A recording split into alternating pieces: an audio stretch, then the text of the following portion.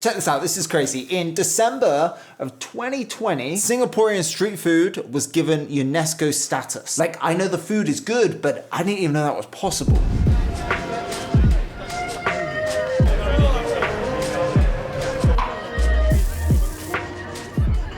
So I'm on my daily lockdown walk and it's snowing and I'm reading this book right now, well, listening to the audiobook. And it's called Prisoners of Geography, and it essentially uses 10 maps to explain the geopolitical state of world powers and how all of these places are defined by geography. And that got me thinking about food, in particular Singaporean food. Stay with me on this one.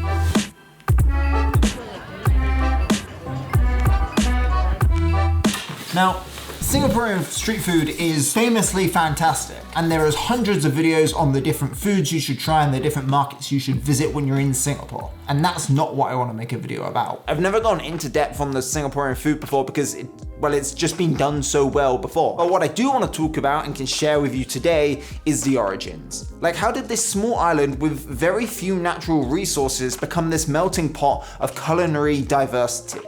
And it's all to do with its geographical position in the world.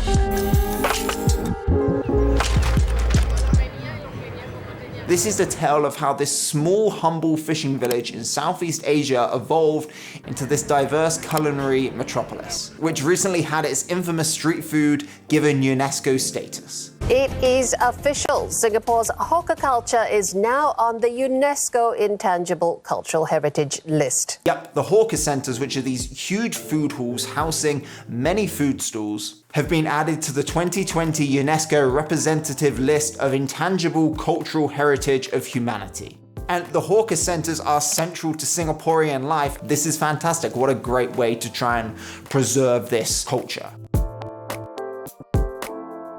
So let's take things back to the end of the 18th century when the city-state became one of the largest and most important ports in East Asia. And this was at a time when the British were actively engaging in colonizing Southeast Asia and trying to gain land from the Dutch. So in 1819, a British statesman named Thomas Stamford Raffles arrived on the shores of a sparsely populated island at the southern tip of Malaya. And long story short, over a couple of years, he reorganized various branches of administration and transformed Singapore into a central port of trade. His regulation of January 1823 stated, "The port of Singapore is a free port, and the trade there is open to ships and vessels of every nation, equally and alike to all."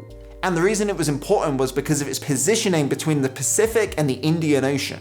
Singapore became a key port of call for sailing and steam vessels in their passage along the Asian sea routes. And following this, people from regions like East and Central Asia, Europe, and the Middle East came to Singapore as the land of new opportunities, bringing along with them new traditions, new languages, and new cuisines.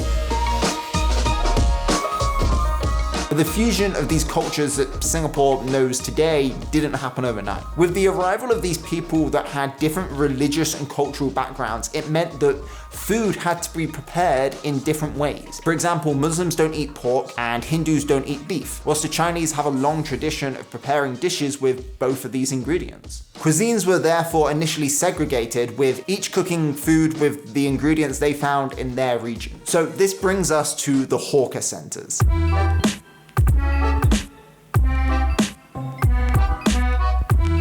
The hawker centres in Singapore are a melting pot of cultures and food. It's essentially the food embodiment of what Singapore represents. Back in the day, hawkers were considered as food shelters for locals to rest and dine in. Because of the cultural requirements of preparing the food, these food stalls were put together so people could choose from a vast array of different cuisines so they could still dine together with their friends from other cultures. And over the years, Singapore developed its own style of cuisines without leaving the traditions behind. That's why it's quite common to hear food being described as Indian Singaporean or Chinese Singaporean. People's Park Food Centre is considered as Singapore's first ever hawker centre. Having been built in 1923, it soon turned into a 24/7 market in the 1930s due to its fast-growing popularity. And then when Singapore became an independent, thriving state, the government set up more permanent food halls, with permanent stalls over food carts in these open-air buildings with commonly shared tables and chairs for patrons, which is the hawker centres of today. I think it's such a wonderful experience, and what a great way to enjoy food. I think people like to dine out for the experience of conversing and socializing with friends as much as actually enjoying the food. And in Singapore, a hawker center is a place for everyone of all classes and is the first option for most people as a place to grab food and meet up with friends. With a huge variety of tastes and styles, experiencing Singapore's street food was one of my highlights of my trip. On my last night, I had barbecue stingray. Didn't think I was gonna like it.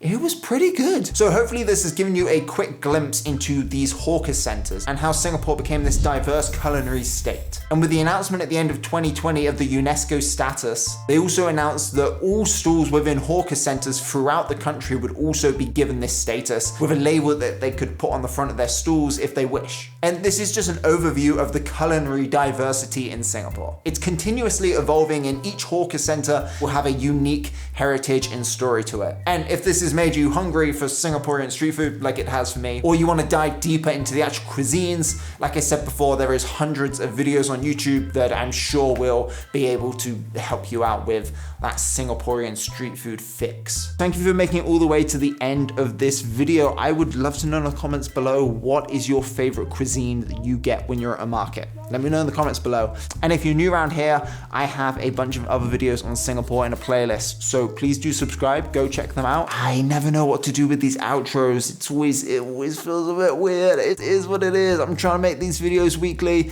So far, it's going all right. So do check back for the next one next week. But thanks for watching, stay safe, and I will catch you guys in the next one.